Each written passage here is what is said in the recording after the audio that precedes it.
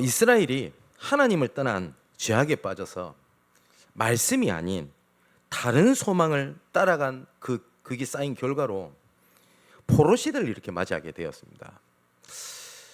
우리가 다가온 문제들 중에 거의 대부분은 하나님의 말씀을 떠난 결과로 온 것들이 굉장히 많다라는 겁니다. 그런데 분명히 하나님을 떠나고 말씀을 따라가지 않은 결과인 것은 맞는데요, 하나님은 끝까지 사랑하시고 우리를 향한 하나님의 계획을 이루시고자 하는 그 약속을 하나님 성취하시기 위해서 1차, 2차, 3차 포로 기한을 통해 가지고 하나님께서 그 언약과 사랑을 나타내셨습니다.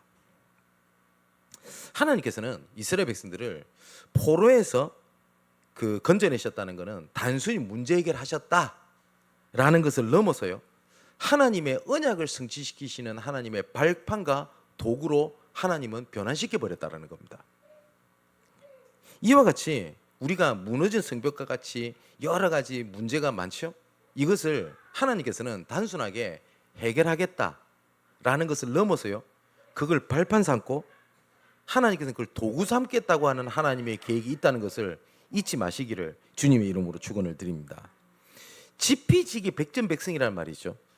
적을 알고 나를 알면 100번 싸워도 100번 이긴다 라는 말이 있습니다.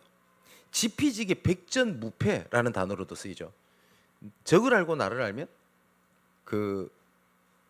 질 수가 없다, 이런 말입니다. 성경에서 말씀하시는 하나님이 구원하신 나, 하나님이 주신 나의 것, 하나님께서 보내신 나의 현장이 뭔지를 알고요, 사탄이 속이는 공격하는 패턴을 알면 반드시 승리의 맛을 볼 수 있습니다. 하나님께서는 말씀을 통하여 모든 것을 이끄십니다.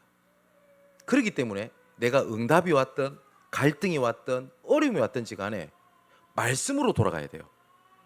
왜냐? 하나님은 말씀으로 모든 것을 이끌어 가시지 우리의 판단, 우리의 기술, 우리의 능력을 가지고 알아서 살아보라 라고 하나님께서는 우리를 그렇게 던져두신 게 아니라는 겁니다. 언제 한번 시간이 되면 또 계속 말씀을 드리겠습니다만, 느헤미야서를 계속 하니까요, 우리가 지금 보고 있는 느헤미야서는 3차 포로기한의 얘기입니다. 근데 1차 포로기한, 2차 포로기한, 3차 포로기한 때 사단은 끝까지 그 기한을 못하도록 막는 장면이 나옵니다. 그런데 너무 재밌는 것은요, 이 사단은 공격하는 패턴이 똑같습니다. 지금도 똑같습니다. 지금도 형태가 약간 다르게 보일 뿐 근본적으로 공격하는 패턴은 똑같다는 겁니다. 우리가 느헤미야 4장부터 개혁을 방해하는 공격에 대한 말씀을 계속 나누고 있잖아요. 이 사탄의 목적은 고린도서 4장 4절에 보니까 믿는 사람들 또한 믿지 않는 사람들의 마음을 혼미하게 하여 그리스도의 영광이 빛이 비치지 못하도록 막는 것에 모든 초점이 다 맞춰져 있습니다. 한번 생각해 보세요. 내가 지금 가정 문제가 왔다가 아니라요, 그 뒤에 그리스도의 영광이 빛이 비치지도 못하도록 막는 것에 목적이 있다라는 겁니다.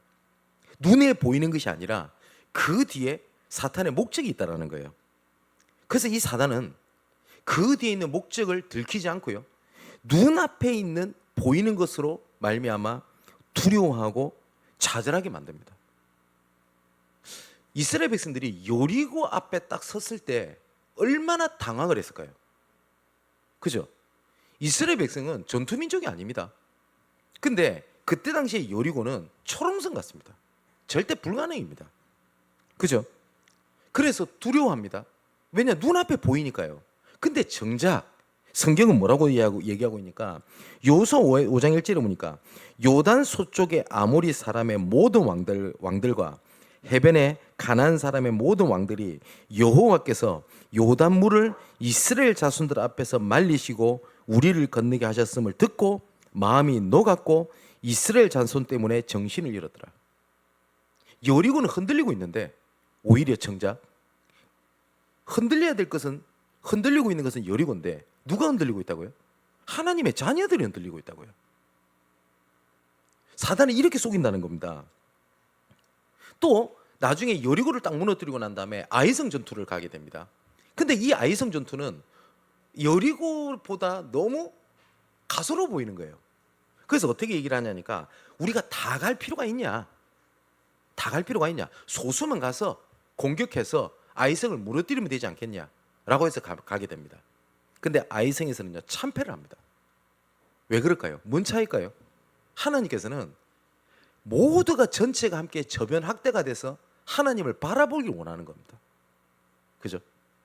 우리 교회가 선교회 일을 하게 될 때 몇몇의 산업인들이 경제 축복 받으면 얼마든지 선교회를 할 수 있겠다라는 생각이 들죠.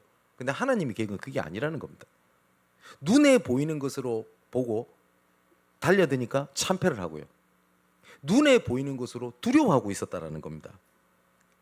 이처럼요.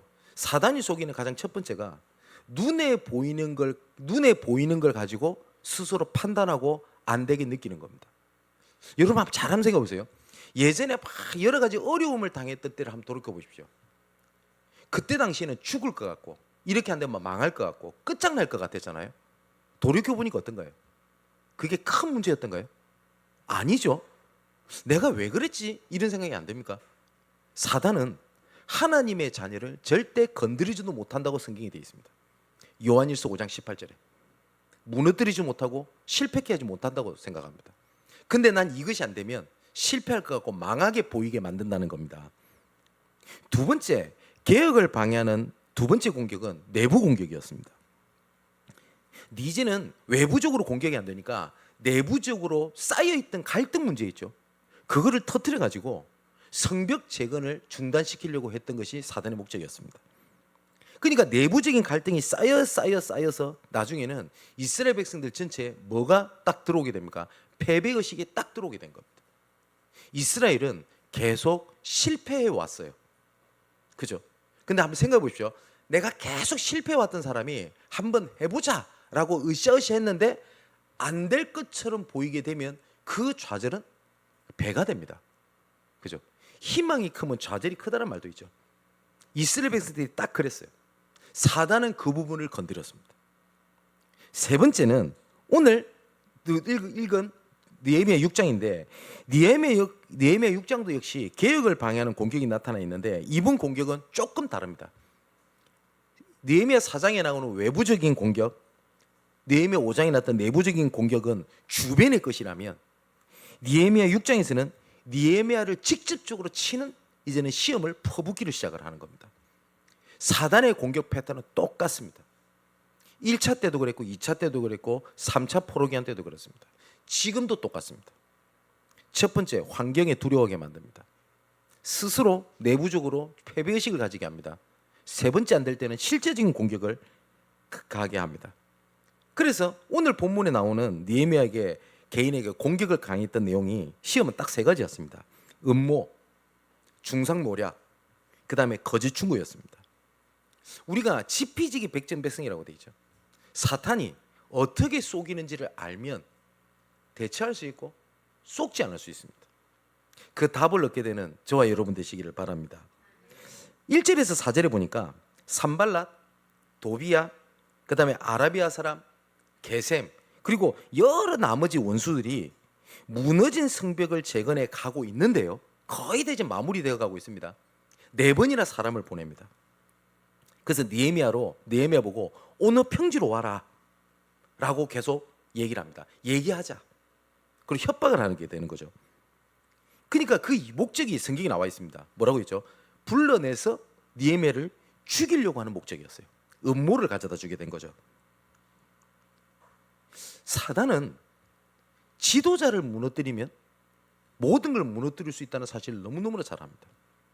그래서 지난주에 내부 공격이 왔었을 때 느헤미야가 인도받았던 내용이 뭐였죠? 지도자부터 개혁하자, 지도자부터 힘을 얻자라는 거였습니다. 그 하나님께서 그렇게 인도케 하셨던 이유가 오늘 본문에 나오잖아요. 준비 안 했으면 느헤미야는 분명히 넘어졌을 겁니다. 에스겔 34장 5절에 보면 목자가 없으므로 그것들이 흩어져서 모든 들짐승의 밥이 되었도다. 지도자 한 명이 그리 되게 중요합니다. 그래서 여러분, 우리 렘넌트들, 여러분의 지도를 하는 선생님, 전사님, 그리고 중직자분들을 위하여 항상 기도해야 될 이유가 여기에 있습니다. 자, 이때 느헤미야가 승리했던 내용이 뭐냐? 오직의 믿음이었습니다. 3절에 뭐라고 되어 있냐? 내가 곧 그들에게 사자들을 보내어 이르기를 내가 이제 큰 역사를 하니 내려가지 못하겠노라. 어찌하여 역사를 중지하게 하고 너희에게로 내려가겠냐? 무슨 말이죠? 무너진 성벽 재건을 앞두고 있는데 내가 어떤 다른 일을 하겠냐? 오직 성벽 재건에만 힘쓰겠다라는 거였습니다. 항상 사탄은요, 오직이라는 것을 놓치게 만들어서 스스로 무너지게 만들고 좌절하게 만들고 포기하게 만든다는 것을 진짜 기억하셔야 돼요. 어쩔 때는 분산시키려고 합니다. 그래서 느헤미야서 4장 12절에도 어떤 것을 가지고 분산시키려고 했죠? 이스라엘 백성은 딱 두 종류가 있었습니다. 포로로 잡혀왔던 이스라엘 백성, 그리고 이스라엘에 남아있던 이스라엘 백성이 있습니다. 근데 느헤미야는 포로로 잡혀있는 사람들을 데리고 와서 성벽 재건을 하고 있었을 때입니다. 10번이나 이스라엘 본국에서 사람을 보냅니다. 외부 공격이 오려고 그래요. 지금 우리가 죽을 것 같아요. 우리 망할 것 같아요. 그거 잠시 접어두고 우리한테로 와주세요. 얼마나 다급해. 10번이나 사람을 편지를 보냈다고 되어 있습니다. 근데 느헤미야는 어떻게 하죠? 내려가지 않습니다. 이 무너진 성벽을 재건하는 길이 나와 너를 살리는 길이야. 여러분 그렇지 않습니까? 내가 진짜 복음에 오직하겠다라고 하면 더 시급한 걸 보이게 만들잖아요. 그죠? 당장 이거 시급한 것을 먼저 해야 될 것처럼 보이게 만들지 않습니까? 그래서 여기에 느헤미야가 승리했던 것이 뭐였냐? 오직에 대한 믿음이었습니다. 마태복음 13장에 보면 예수님께서 천국을 비유로 말씀하시는 것이 나오는데 여기서 볼 수 있는 것이 오직에 대한 믿음을 볼 수가 있습니다. 씨 뿌리는 자의 비유가 나오죠. 씨를 뿌릴 때 길바닥에 막 그냥 이렇게 뿌리니까요. 어떤 애 가시덤불에, 어떤 애 돌밭에 뿌려진다. 근데 옥토밭에 뿌려진 씨앗은 30배, 60배, 100배 결실을 맺는다. 그 말은 무슨 말이죠? 다른 데 떨어진 씨앗에 좌절을 할 필요 없다.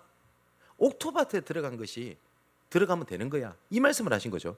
그런데 이 옥토밭에 원수가 와가지고 가라지를 뿌리고 간 겁니다. 잡초 같은 것들을. 근데 곡식도 자라지만 잡초도 자라거든요. 그랬더니 묻는 겁니다. 이 가라지를 어떻게 해야 될까요? 그때 예수님이 대답입니다. 가라지 뽑지 마라. 가라지를 뽑다가 곡식까지 뽑을까 염려된다라고 말씀하십니다. 무슨 말이죠? 가라지 뽑는 것 때문에 정작 올바른 열매를 맺는 오직을 놓치지 말라는 겁니다. 그리고 가라지 뽑는 일 때문에 오히려 놓칠 정도가 아니라 곡식까지 베어버릴까 염려함이니라. 여러분 그렇지 않습니까? 내가 오직 하려고 했는데 자꾸 어떤 문제가 자꾸 터져요. 그러면 이거 해결해야 될 것 같고 저걸 해결해야 될 것 같고 그렇게 하지 않습니까? 우리가 하나님의 자녀가 언제 넘어지냐? 나와 함께 하시는 하나님, 나를 통하여 하시고자 하나님의 일보다 눈앞의 것이 훨씬 더 크게 보일 때 넘어집니다. 사단은 항상 그렇게 속입니다. 그죠? 많은 사람들이 이렇게 얘기를 합니다. 왜 나는 복음을 하는데 잘 안 됩니까? 그 말은 뭐죠? 내가 알고 있는 복음보다 눈앞에 보이는 게 더 커 보여요. 그죠? 하나님께서 나에게 주신 약속보다 더 시급한 것이 더 눈에 보이게 만든다는 겁니다. 마태복음 14장에 재밌는 예화가 있습니다. 예수님께서 오병이어 그 기적을 일으키신 이후에 제자들을 막 재촉해가지고 배를 타고 건너편으로 건너가라고 말씀을 하십니다. 예수님은 남아있고요. 그래서 기도하러 가셨어요. 그래서 제자들끼리 배를 타고 이렇게 가게 됩니다. 근데 이 배가 폭풍을 만나게 됩니다. 아비규환이 된 거예요. 얼마나 무서웠을까요? 그때 당시에 무슨 뭡니까 방주 같은 이런 배도 아닐 건데요. 그때 예수님께서 바다 위로 이렇게 걸어오시는 거예요. 근데 얼마나 이 제자들이 정신이 없었던지 예수님을 예수님으로 안 봤어요. 유령이다 하면서 그냥 두려워 난리가 난 겁니다. 그때 예수님께서 뭐라고 말씀하셨죠? 안심하라. 나니 두려워하지 마라. 이상하잖아요. 태풍을 딱 멈게 해주거나, 그죠? 어떤 능력을 있게 해주거나, 아니면 잠수 능력을 하나님 막 그냥 기적을 베푸시거나 그리 안 하시고 나니 두려워하지 마라. 끝입니다. 그때 베드로가 확실히 보면 제일 앞장서요. 내가 예수님께 가도 되겠습니까? 오라 라고 말씀하시는 겁니다. 근데 베드로가 진짜 무리를 걸어요. 근데 성경이 뭐라고 되어 있냐? 걷다가 바람을 보고 무서워할 때 베드로가 빠져들기 시작했어요. 예수님을 바라볼 때 문제가 되지 않았던 것들이, 그죠? 예수님께서는 나니 두려워하지 마라. 또 요한복음 14장 1절에도 뭐라고 되어 있죠? 너희는 마음에 근심하지 말라. 나를 믿으니 근심하지 말라. 이 말이 좀 이상하지 않습니까? 너희는 마음에 근심하지 말라. 나를 믿으면 내가 이것도 해주고 저것도 해주고 요것도 해결해주고 저것도 해결해주고 막 많은 조건들을 얘기하지 말이 맞는데 딱 한마디만 말씀하셨습니다. 나를 믿으니 근심하지 마라. 그 안에 다 있다라는 말이거든요. 그죠? 그게 오직입니다. 오직 예수 믿는다는 것은 편협하고 외골수기 때문에 그거 믿는 게 아닙니다. 그 안에 모든 것 다 있기 때문에 그렇습니다. 그래서 바울이 그리스도 안에 모든 지혜와 지식보가 다 감춰져 있느니라. 어느 정도까지 얘기합니까? 내가 그리스도를 얻기 위하여 모든 것을 배설물 여긴다. 내가 그 안에서 발견되려 한다. 내가 지금도 그 표대령에서 지금도 달려간다. 근데 우리는 오직 예수 믿는데 그래도 이것도 필요하고 이것도 필요하고 이것도 해줘야 되고 저것도 해줘야 될 거라고 여기 잔가지들이 많은데 가라지들이 되게 많잖아요. 그죠? 출애굽기 14장에도 똑같습니다. 430년 동안 노예에 빠진 이스라엘 백성을 하나님은 건져내서 끌고 나오십니다. 그 능력이 얼만큼 대단합니까?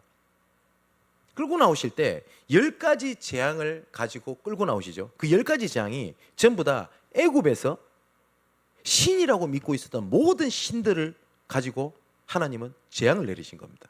무슨 말이죠? 그게 너희들한테 소망이 될 수 없어. 그죠? 그래가지고 문설주 어린 양 피 바르면 산다. 그 언약을 가지고 끌고 나옵니다. 얼마 되지 않았어요. 가는데 애국 군대가 잡으러 온 겁니다. 앞에는 홍해 바다죠. 뒤에는 애국 군대가 잡으러 오죠. 양쪽에는 소망이 없는 광야입니다. 어디로 가도 죽어요. 그죠? 근데 이때 이스라엘 백성들의 모습 보세요. 430년 동안 부르짖어도 어떤 것을 해도 안 되던 그 일을 행하신 하나님, 그것은 굉장히 초라하게 보이는 겁니다. 애국 군대가 더 크게 보이고 홍해 바다가 더 강하게 보이고 양쪽에 있는 소망 없이 보이는 이 광야가 너무 절대 불가능하게 보이는 겁니다. 그래서 좌절하고 불신앙해요. 뭐라고 얘기를 합니까? 우리를 죽이려고 여기까지 데리고 왔냐? 여러분 그렇습니까? 여러분 복음 알게 하시고 자녀 삼으셔서 지금까지 이끌으신 하나님께서 지금 여러분이 생각하는 가정 문제, 건강 문제, 경제, 그것 때문에 하나님이 망하라고 지금까지 이끌어 오셨습니까? 아니죠. 근데 많은 사람이 그럽니다. 믿어도 안 되더라. 믿어도 별 수 없더라. 똑같은 얘기를 하잖아요. 또 뭐라고 얘기를 합니까? 우리를 내버려 두라. 이 얼마나 무서운 말입니까? 하나님이 난 너와 함께 한다. 좀 내버려 두세요. 좀 편해지고 싶어요. 뭐 내가 교사고 뭐고 다 필요 없고 좀 내버려 두세요. 또 뭐라고 해야죠? 우리가 애굽 사람을 섬기는 것이 광야에서 죽는 것보다 낫겠노라. 당장 지금 하고 있는 이거 지금 내가 믿고 이거 하는 것보다 지금 당장 이것이 훨씬 더 나한테 급합니다. 소중합니다. 이때 하나님께서 뭐라고 말씀하시냐? 너희는 두려워하지 말고 가만히 서서 여호와께서 오늘 너희를 위하여 행하시는 구원을 보라. 너희가 오늘 본 애굽 사람을 영원히 다시 보지 못하리라. 여호와께서 너희를 위해 싸우시리니 너희는 가만히 있을지니라. 뭘 말씀하시죠? 나만 바라봐라. 내가 행하겠다. 내가 이루겠다. 그게 오직입니다. 근데 많은 사람들이 그 오직을 이상하게 붙잡고 있어요. 내가 지금 뭘 이루어야 돼요? 이것을 이루기 위한 오직 그리스도를 붙잡고 있어요. 그 틀린 겁니다. 그리스도만 보여야 돼요. 하나님만 의지가 돼야 돼요. 예레미야가 3장 19절에서 26절에 보니까 예레미야가 이렇게 고백합니다. 내 고초와 재난 곧 쑥과 담즙을 기억하소서. 고통 중에 있다 이 말이죠. 내 마음이 그것을 기억하고 내가 낙심이 되지만 이것을 내가 내 마음에 두었는데 그것이 오히려 나의 소망이 되었습니다. 뭘 붙잡았길래 고초, 재난, 쑥과 같은 고난이 자기한테 소망이 되었다고 얘기를 하냐. 그 다음 고백이 나옵니다. 여호와의 인자와 긍휼이 무궁하심으로 우리가 진멸되지 아니함이다. 이것들이 아침마다 새로우니 주의 성실하심이 크시도소이다. 내 심령이 이르기를 여호와는 나의 기업이시니 그러므로 내가 그를 바라리라 하더라. 기다리는 자들에게나 구하는 영혼들에게 여호와는 선하시도다. 사람이 여호와의 구원을 바라고 잠잠히 기다림이 좋도다. 그게 오직입니다. 오직은 내가 지금 할 수 있기 때문에 오직이 아니라 나는 지금 할 수 없기 때문에 주만 바라보는 것도 오직입니다. 무슨 말인지 아시겠죠? 느헤미야가 시험을 이겼을 때 가장 첫 번째가 오직에 대한 믿음이었습니다. 두 번째는 느헤미야 오늘 6장 5절에서 9절에 보니까 4번이나 그 사람을 보냅니다. 이 적군들이. 그래서 처음에는 편지는 당연히 이렇게 봉인돼 가지고 이렇게 편지를 보내겠죠. 반응이 없어요. 느헤미야가 오직이었으니까. 이제는 성경에 뭐라고 되어 있죠? 봉하지 않은 편지를 보냈다라고 되어 있습니다. 이 봉하지 않은 편지는 어떤 것을 의미하니까 아무나 볼 수 있도록 하겠다는 거예요. 쉽게 말하면 당사자에게 계속 협박하던 것을 모든 사람이 딱 다 듣게 해서 그 말이 진짜인 것처럼 딱 중상모략을 딱 시켜버립니다. 그 편지의 내용을 보면 5번째 보냈던 내용이 뭐냐니까 네가 이 이스라엘 백성들 유다 사람들과 함께 왕을 배반하는 일을 하고 결국은 네가 왕이 되려고 하는 것처럼 지금 보여지고 지금 다들 그렇게 알고 있다. 이 말이 왕 귀에 들어가면 네 어떻게 될 거라고 생각을 하냐? 그러니까 와라. 와서 이거 한번 우리 함께 의논해보자. 이렇게 얘기를 합니다. 참 교묘하지 않습니까? 왕에게 이런 말이 들어가면 어떻게 하겠냐? 이 말 뒤에는요 사단이 느헤미야의 두려움을 딱 건드리기 위한 목적이 있습니다. 여러분 느헤미야서를 한번 들었던 것을 한번 쭉 지나갔던 거 한번 생각해 보세요. 분명히 느헤미야에게 하나님이 절대 불가능할 것 같은 일을 하나님이 느헤미야에게 베푸십니다. 느헤미야가 1장 11절에 보면 주여 구하오니 귀를 기울이사 종의 기도와 주의 이름을 경외하기를 기뻐하는 종들의 기도를 들으시고 오늘 종이 형통하여 이 사람 앞에서 은혜를 잊게 하옵소서. 이렇게 기도합니다. 하나님 이 일을 내가 하겠습니다. 그래서 내가 모시고 있는 왕, 그게 아닥사스다 왕입니다. 그 왕에게 은혜를 베풀어서 내가 이 일을 진행하게 하옵소서. 이렇게 기도합니다. 그때 하나님께서 어떻게 하셨어요? 술관원이 되게 하셨고 여러 가지 사건을 통해서 왕이 허락을 하게 되면서 어떻게 하냐? 성벽 재건을 이루게 됩니다. 1차 포로기한 때는 절반 정도밖에 성공하지 못했던 이유가 2가지였습니다. 첫 번째 자원 부족이었고 두 번째는 일꾼 부족이었습니다. 이 2가지를 아닥사스다 왕이 전부 다 해결을 다 해준 겁니다. 그런데 이 아닥사스다 왕에게 이 얘기를 하겠다라는 거예요. 느헤미야가 반역하는 겁니다. 왕을 배반하는 겁니다. 이게 왜 두려움이 되냐니까 2차 포로기한 때 에스라가 성벽을 재건하려고 할 때 결국 중단이 됩니다. 그때도 똑같은 방법을 썼어요. 이 적군들이 왕에게 편지를 보냅니다. 배반하려고 하는 겁니다. 이 왕을 뒤통수 치려고 하는 겁니다. 왕 입장에서 어떻죠? 중단을 딱 명령합니다. 그 중단시켰던 왕이 아닥사스다 왕입니다. 똑같은 왕입니다. 이름이 같은 왕이 아니고 똑같은 왕입니다. 그럼 덜컥 겁 안 날까요? 내가 어떻게 해서 이렇게 이끌어 왔는데 그 2차 포로기한을 막았던 그 왕한테 똑같은 얘기를 해? 그럼 어떻게 되겠습니까? 그죠?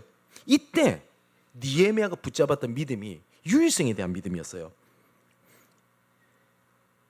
자, 9절에 이제 내 손을 힘있게 하옵소서. 14절에는 내 하나님이여 도비야와 산발락과 여선지 노야다와 그 남은 선지자들 곧 나를 두렵게 하게 한 자들의 소행을 기억하옵소서. 그러니까 느헤미야는 지금의 때를 본 게 아니라 하나님께서 나에게 맡기신 유일성을 봤다는 말입니다. 여러분, 우리도 사단은 똑같이 이렇게 공격합니다. 예전에 실패했고 어려웠고 힘들어했고 좌절했던 그 비슷한 상황이 딱 다가오는 것 같으면 다가오기도 전에 두렵고 흔들리지 않습니까? 그죠? 그 비슷한 또 일이 생기면 내가 또 좌절이 되지 않습니까? 역시 나는 안 되는구나. 난 변한 줄 알았는데 나는 안 변했구나 라는 생각에 스스로 좌절하고 두렵게 만들지 않습니까? 그죠? 중상모략. 사단은 지금도 똑같이 그것을 활용합니다. 똑같이. 예전에 나를 정말 힘들게 만들었던 상황이 있죠. 그 상황을 똑같이 비슷하게 만들어요. 그때 기억하셔야 됩니다. 하나님은 분명히 우리에게 그때의 너와 지금의 너는 다르다 라고 하나님은 선언하셨어요. 혹시 새가족들은 기억하셔야 됩니다. 뭐라고 말씀하셨냐? 새로운 피조물이라고 말씀하셨어요. 새로운 피조물이라는 것은 무슨 말이냐니까 변했다가 말하는 게 아닙니다. 아예 다른 존재가 됐다라고 선언하신 겁니다. 근데 사단은 항상 건드립니다. 네 과거에 네가 여름날에 했던 일을 내가 알고 있어. 이런 식으로. 전혀 다른데. 그리고 하나님이 이렇게 말씀하셨기 때문에 내 스스로 혹은 내 대적에게 선언하셔야 됩니다. 그때의 나의 것, 나의 현장은 지금의 나의 것, 나의 현장과는 분명히 다르다는 겁니다. 왜 그러냐? 성경을 봐야 되겠죠. 로마서 8장 30절에 보니까 하나님의 부르심, 이끌어가심, 계획하신 일과 변화시키는 성화는 절대로 멈추거나 뒷걸음치지 않습니다. 우리가 봤을 때는 저 사람 옛날 모습으로 돌아왔다. 그건 우리 기준이에요. 이스라엘 백성들은 항상 뭘 얘기를 하죠? 애굽으로 돌아가자. 계속 과거로 돌아가자고 합니다. 근데 하나님이 이스라엘 백성을 과거로 돌아가게 안 하셨습니다. 끝까지 하나님의 계획을 가지고요. 멱살 잡아서 애들 말로 멱살 잡고 캐리한다 그러죠. 끝까지 멱살을 붙잡고라도 가나안 땅이라는 언약을 이루셨다는 겁니다. 그게 성경입니다. 그게 우리의 언약입니다. 로마서 8장 30절에 미리 정하신 자들을 또한 부르시고 부르신 자들을 또한 의롭다 하시고 의롭다 하신 그들을 또한 영화롭게 하셨느니라. 하나님의 부르심에는 정체가 없어요. 또 어떠냐? 로마서 11장 29절에 보니까 하나님의 은사와 부르심에는 후회하심이 없다. 그렇기 때문에 빌립보서 1장 6절에 보니까 그리스도 예수의 날까지 끝까지 하나님은 시작하신 것을 이루실 것이다. 그렇기 때문에 고린도전서 15장 57절 58절에 보니까 견실하고 흔들리지 말고 지금 맡은 유일성 주의 일에 힘쓰는 자들이더라. 결단코 헛되지 않게 하겠다. 그게 하나님의 말씀입니다. 자, 이것으로 안 되니까요. 또 느헤미야를 또 이제 어떻게 공격하냐? 거짓 충고였습니다. 이 공격은요 정말 참기 어렵고 흔들리기 쉬웠던 공격이라고 보여집니다.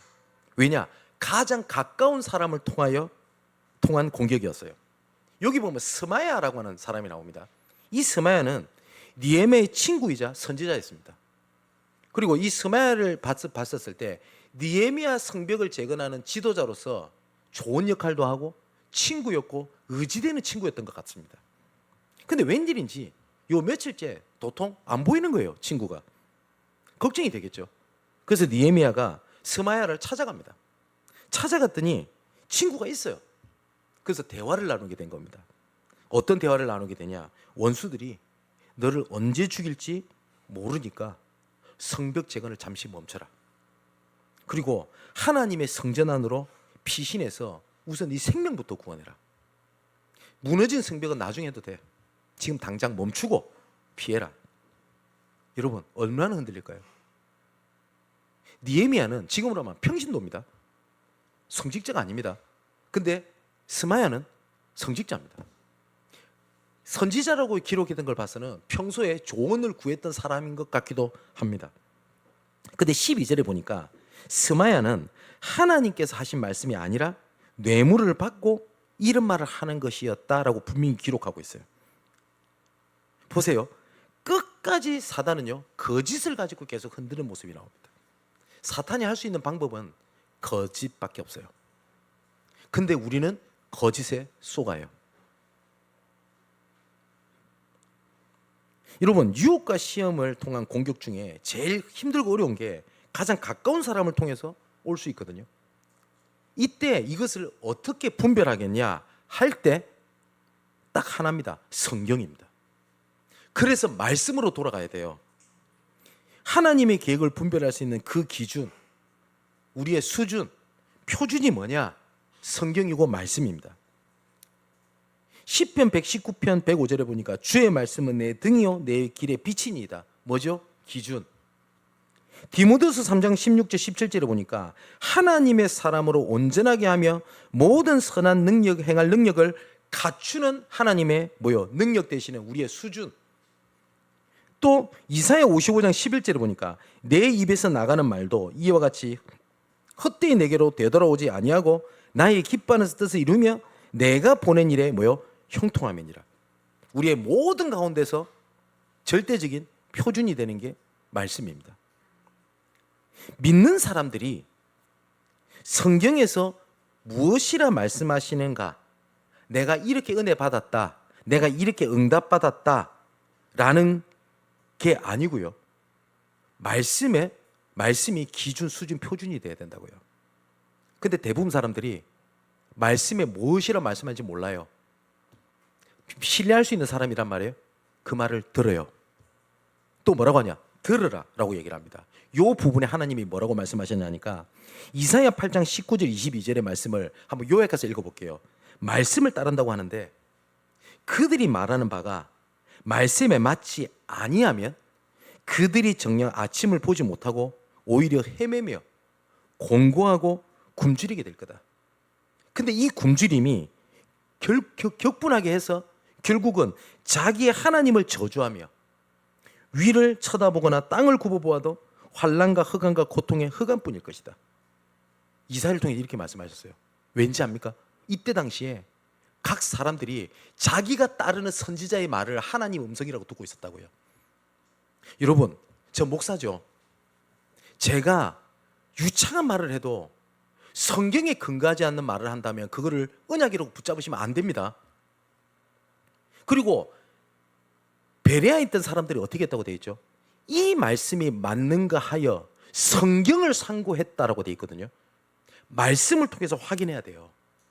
근데 많은 사람들이 성경에서 말씀을 확인한 게 아니라 목사님이 저 말을 했어, 장로님이 그 말을 했어, 그래서 언약으로 붙잡고 있다라는 거예요. 근데 그 사람들 말이 틀렸다는 말하는 것이 아닙니다. 그죠? 내게 주시는 말씀으로 잡아야 돼요. 여러분 혹시 펄시 콜렛이라고 하는 사람의 이름을 들어보셨습니까? 여러분 예전에 꽤 오래전입니다. 제가 신학교 때보다 그 전인가 내가 본 천국이라고 하는 책이에요.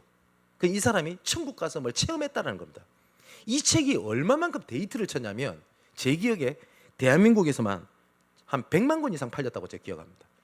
그 내용을 대충 보면요, 천국이 정방향이라는 둥, 뭐 크기는 어떻다라는 둥, 거리에는 어떤 모양의 색의 뭐 보석이 있었다는 둥, 또 재밌는 것은 솔로몬은 우상 숭배, 결국 이스라엘을 분열시키는 장본인이 되죠. 그래서 그 죄로 천국 중심지에서 벗어나서 외곽에서 노가다하고 있대요.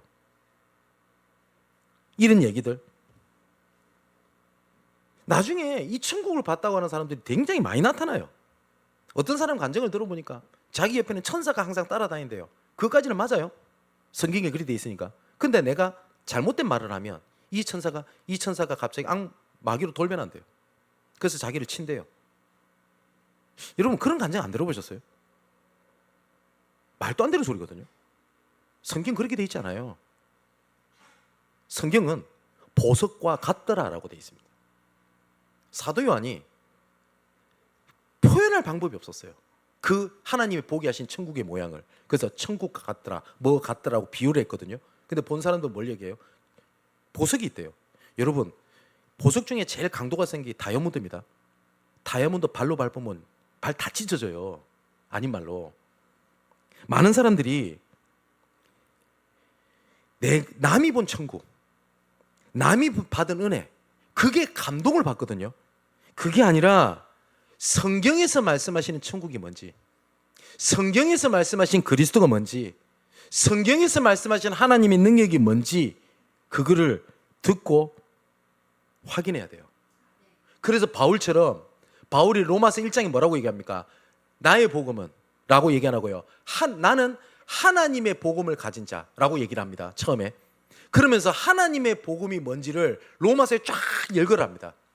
그리고 마지막에 뭐라고 하죠? 나의 복음은, 이렇게 얘기를 합니다. 그게 무슨 말이죠? 하나님께서 주신 복음이 나의 것이 됐다라는 간증입니다. 여러분, 제가 말하는, 제가 외치고 제가 그렇게 하자는 전도 선교가 아니라 성경에서 말하는 나의 전도, 나의 복음, 나의 선교를 붙잡고 그게 정말 능력이 되시기를 주님의 이름으로 축원을 드립니다. 그게 우리의 유일성입니다. 세 번째로, 드디어 성벽 재건이 완성이 돼요. 하나님의 재창조라고 하는 것은 무슨 말이냐니까 하나님의 계획이 드러난 겁니다. 그래서 느헤미야 8장 8절 10절에 보니까 이 성벽을 재건했던 일이 단순하게 건물을 지었다가 아니라 모든 이스라엘 백성이 하나님 앞에 엎드리기를 시작을 했습니다. 모든 백성이 울었습니다. 느헤미야가 바라봤던 건 그거였었어요. 우리 민족이 하나님께 범죄했습니다. 하나님 앞으로 돌아가게 하옵소서. 그 증거를 성벽 재건하는 것을 통해서 보게 하옵소서. 그래서 하나님의 율법책을 낭독하고 그 뜻을 해석하여 백성에게 그 낭독하는 것을 다 깨닫게 하니 백성이 주의 말씀을 다 듣고 우는지라. 그러면서 이렇게 얘기를 합니다. 오늘은 너희 하나님 여호와의 성일이니 슬퍼하지 말며 울지 말라. 이날은 우리 주의 성일이니 근심하지 말라. 여호와로 인하여 기뻐하는 것이 너희의 힘이니라. 무너진 성벽 재건했지, 봐 우리 능력 있잖아, 안 했어요. 여호와를 기뻐하는 것이 너희의 힘이다. 하나님의 재창조였습니다. 이때 어떤 일이 벌어지냐? 16절 보세요. 흑암이 무너지게 되는 겁니다. 어떻게 기록되어 있죠? 우리의 모든 대적과 주위에 있는 이방 족속들이 이를 듣고 다 두려워하여 크게 낙심하였으니 그들이 우리 하나님께서 이 역사를 이루신 것을 알미니라. 하나님의 계획이 이루어질 때 흑암 세력은 무너져 버리게 되는 겁니다. 여러분, 어떻게 영적 싸움을 하겠냐 할 때 우리가 드러난 문제를 대상으로 싸우는 게 아닙니다. 그죠? 홍해 바다가 가로막히는 일이 있을 때 어떻게 싸워서 건너게 됐습니까? 너희는 가만히 서서 여호와만 바라봐라. 맞죠? 오늘 본문에도 우리에게 와, 우리랑 의논하자. 모든 핍박 때마다 뭐요? 나는 성벽 재건하는 일에 오직 하겠다. 하나님이 주신 일에 유일성 그거 바라보겠다. 그때 하나님의 계획이 드러나죠. 그때 흑암은 무너졌습니다. 그래서 야고보서 4장 7절에 10절에 보니까 하나님께 복종해라. 그러면 너희가 마귀를 대적하게 될 거다. 하나님을 가까이 해라. 그러면 하나님이 너희와 가까이 할 것이다. 하나님 앞에 낮춰라. 그러면 하나님이 너희를 높일 것이다. 전부 다 주제가 뭐죠? 하나님입니다. 영적 싸움은, 가정에 대한 문제가 왔을 때 영적 싸움은요, 내 자녀가 막 영적 문제로 막 발작을 해요. 그럼 영적 싸움 한다고 그 자녀를 막 어떻게 하거든요? 아닙니다. 하나님 앞에 엎드리는 겁니다. 이제 결론을 맺겠습니다. 여러분, 오늘 느헤미야가 승리했던 것이 오직 유일성 재창조였습니다. 여기서 뭘 하는 거냐? 나의 오직을 찾아내십시오. 지금 상황에서 제가 할 수 있는 게 없습니다. 아닙니다. 지금의 상황에서 내가 오직 하나님만 바라볼 수 있는 나만의 시간, 나만의 방법을 찾아내십시오. 필요하다면 아침 시간을 활용하십시오. 필요하다면 혼자 시간을 만드십시오. 사단은 오직 하지 못하게 쓰는 방법 중에 하나가 분주함입니다. 나태함입니다. 두 번째는 나의 유일성을 찾으십시오. 분명히 하나님은 각 사람을 향한 하나님의 계획, 미션이 있습니다.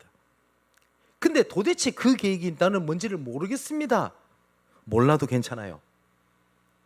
고린도서 7장 10절 12절에 보니까 하나님의 뜻대로는 그 근심이 생명 근심이 끊는 근심이 되고 그 간절함이 하나님 앞에서 우리에게 나타내시게 하시겠다고 약속하셨습니다. 그래서 그 근심 속에 있으십시오. 그게 내가 사는 길입니다.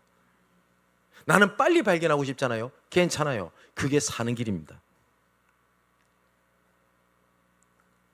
세 번째는 하나님께서 나를 통해서 이루실 재창조, 하나님의 계획을 이루실 날을 기다리십시오. 이사야 60장 22절에 보니까 나 여호와가 때가 되면 속히 이루리라 라고 말씀하셨습니다. 반드시 그때는 옵니다. 반드시. 그때가 오늘일지 내일일지 모릅니다. 그게 10년일지 20년일지 모릅니다. 어쩌면 우리 다음 세대에 이루실지는 모릅니다. 근데 하나님께서는 분명히 말씀하셨습니다. 약속하신 그날 그때 그곳. 그래서 그날 그때 그곳이 오늘일지 내일일지 그날을 바라보는 겁니다. 하나님께서 저변학대를 이루어서